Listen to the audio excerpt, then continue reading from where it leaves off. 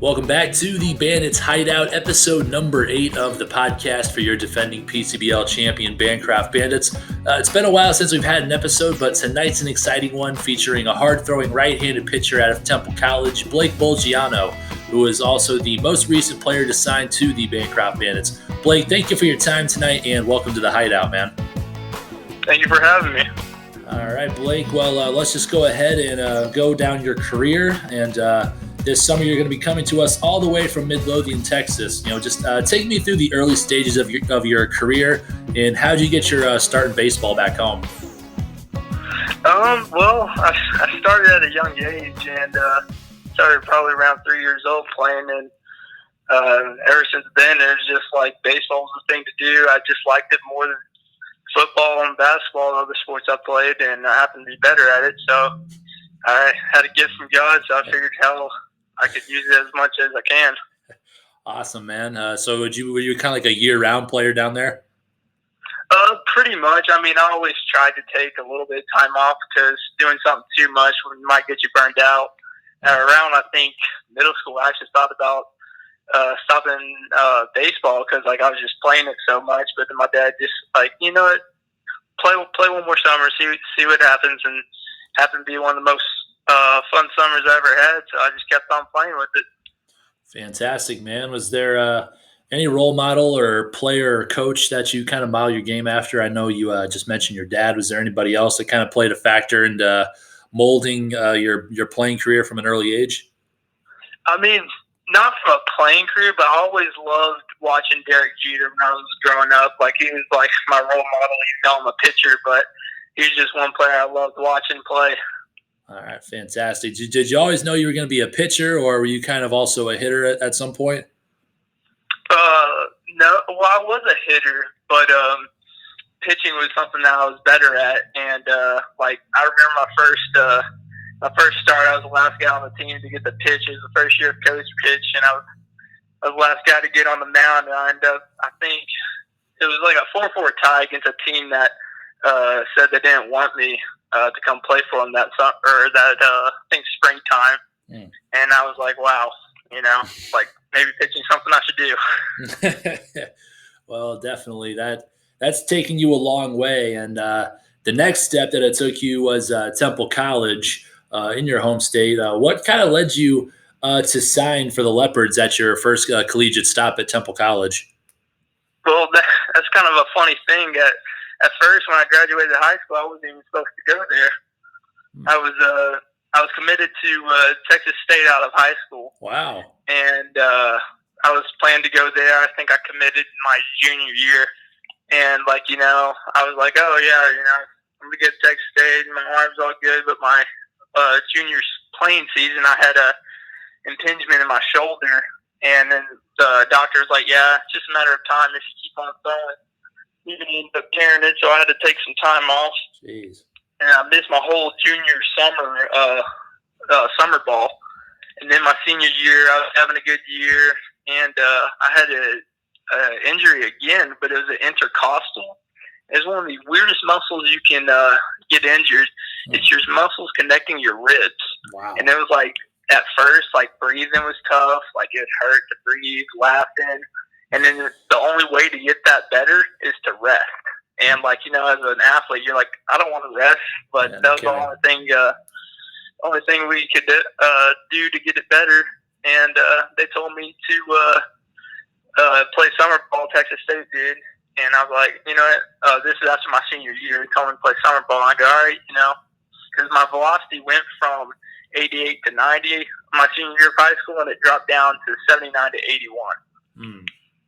Just because of this injury. And I think the highest I topped that summer was like 86. And they're like, yeah, we know you already signed, but we want you to go to a junior college. And, they helped me out finding a junior college. So, I mean, still wish I could have known a little bit earlier, but, all good things with them. I love Coach Trout and stuff. Great guy. I'm so glad he got the head coaching job there.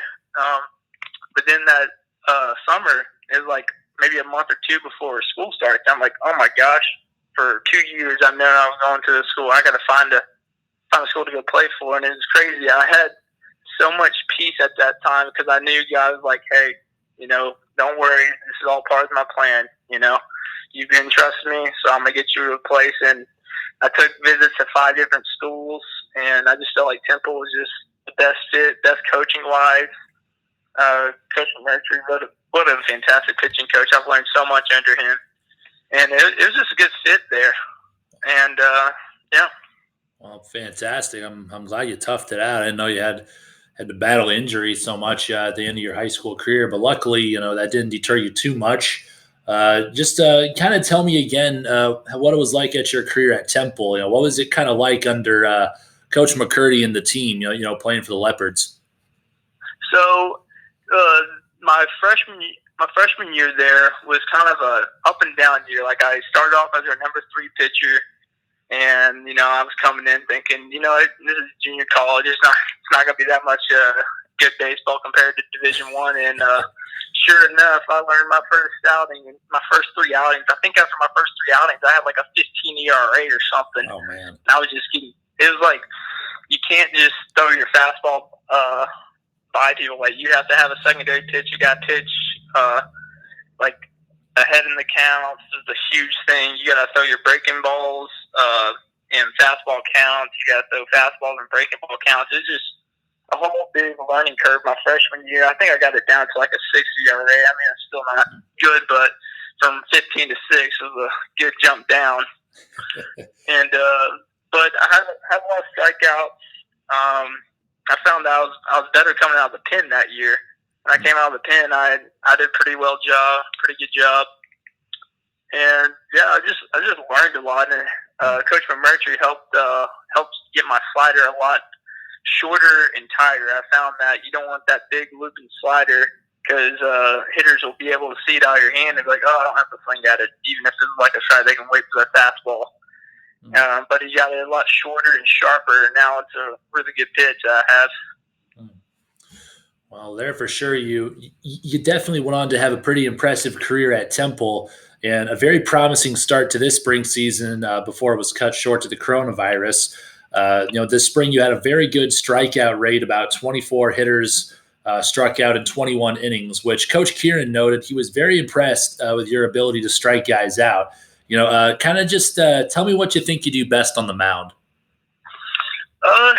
Mainly, it's all about reading the hitter. The hitter's going to tell you where to pitch them. Like if they're on top of the plate, you bust them inside. They're off the plate, you go soft away. And then you just get ahead in the count. And then when you do get in the strikeout counts, say it's 0-2, you can have a waste pitch to set up another pitch. Like say I go slider in the dirt here, 0-2, and the guy takes it. Well, I can just go fastball high, change the eye level. And then most likely if I throw a chest high, you should swing under it and miss. So it's all about setting up the hitter. All right, so that's a pretty good plan of attack. Just go right after the hitter. But tell me a little bit about your mental presence too. If you were going into a little bit of that just now, what kind of approach do you take when you step on the rubber? Like just maybe dabble a little more in that. Yeah, my approach is to hey, here's my good stuff. Let's see if the hitter can hit it. It's not pitching scared to the hitter. If they're good at hitting a certain pitch, you got to be smart about it because you got to be strategic when you pitch.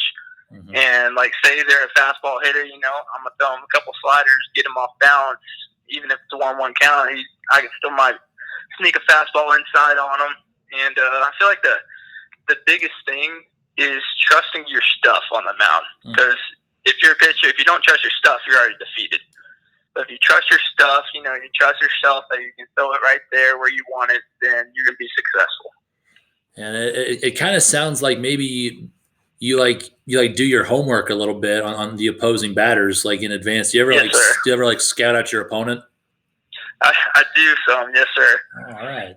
Awesome, man. I think you're going to fit in very nicely for us then. But again, you were talking about your pitches. We know you have a very crisp fastball sitting in the lower 90s. Tell me about what other pitches you think you throw well in your repertoire. So the fastball I throw is also it's a kind of like a 2-seam sinker type too, so I can get a lot of ground balls with that. And then I have a pretty good changeup that I worked on. I think it was my summer before going into my freshman year of high school, I worked on a changeup. The whole summer, I just threw fastball changeup, and it really, really helped out that changeup a lot. And then set it up for the high school, and then I had that slider. And I've kind of worked on a curveball a little bit. Haven't really thrown it in games much, but mainly just the sinker inside, slider away, and then if they're roping the sinker foul, then go with that changeup, get more balanced. Well, all right. Very good, man. And obviously, I really dig the presence that you take on the mound, and obviously the hard work is paid off for your next step in your college career at NCAA D1 Houston Baptist. And you'll also be joined there by future Bandits teammate Tyler Zarella, who's coming out of Alvin Community College. What kind of led you to sign for Coach Moon and the Huskies? It just felt like a great fit down there. Coach Moon and Coach Hernandez down there, the pitching coach, he knows his stuff pitching wise. From when I was talking with him, he actually told me a story. So growing up, Coach McMurtry, my coach in Temple, was like his idol and stuff, and they happened to be at the same spring training place one time, rehabbing in the minor leagues, and he went over and got his autograph during spring training, and then they haven't seen each other for about 2 years. And then Coach Hernandez was on the mound for the Astros, and I forgot which team Coach McMurtry was on. Or no, he was on the mound for the Astros. He was playing against the Astros. Coach McMurtry was on the Astros, but Coach Hernandez was pitching against them. He pegs, he goes Biggio and then Bagwell, and starts an all-out brawl the next time they see each other on the field. It was a cool story. Yeah, that's awesome, man. Wow, that's actually really cool. So you kind of have that linkage there, that forward. Did you take a kind of a visit? Did you get to meet some of the teammates at Houston Baptist? Yeah. On our visit, we got to watch them scrimmage. I think it was actually Alvin Community College where Tyler goes. I think they were scrimmaging them in the fall time. And then they gave us a tour around campus, and we got to hang out with the guys a little bit and get to see what their houses were like, what the living conditions were. It was just all nice and a good fit there. All right, fantastic. So have you actually met Tyler yet? Have you actually talked to him, or you guys just get to know each other this summer? I've texted him a few times, but I haven't actually seen him in person. All right, it'll be pretty cool to have some future teammates coming here first in Iowa. But really quick, what are you just kind of looking forward to at Houston Baptist? You finally reached that D1 level. Just what's kind of your expectations and hopes there for the Huskies?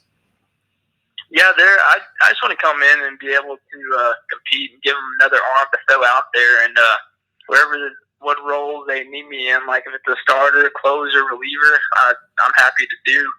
And I just want to be successful there, get some outs, and, maybe play some pro ball later down the road, hopefully, and set me up for that. Well, fantastic. You still got 2 more years of college there, and next stop will be in Bancroft. But this upcoming summer won't be your first time playing for a summer league team. Last year, you were a pretty valuable arm for the SoCal Shepherds out in California. So what was your time like over there last summer?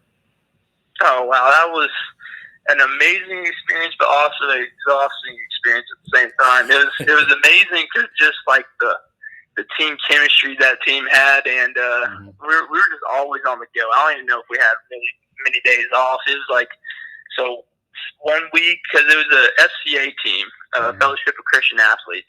Yeah. And 1 week we would play games, about 6 or 7 games that week, and then the next week we run a camp Monday through Friday from 8 a.m. to 4 p.m. for kids in that local area. And then the next week we'd be playing games again, and then the next week we'd run a camp again. So it was an amazing experience and stuff, and get to seeing those kids out there and get to know them. And then also getting to know all the players and then playing with them was fantastic. All right.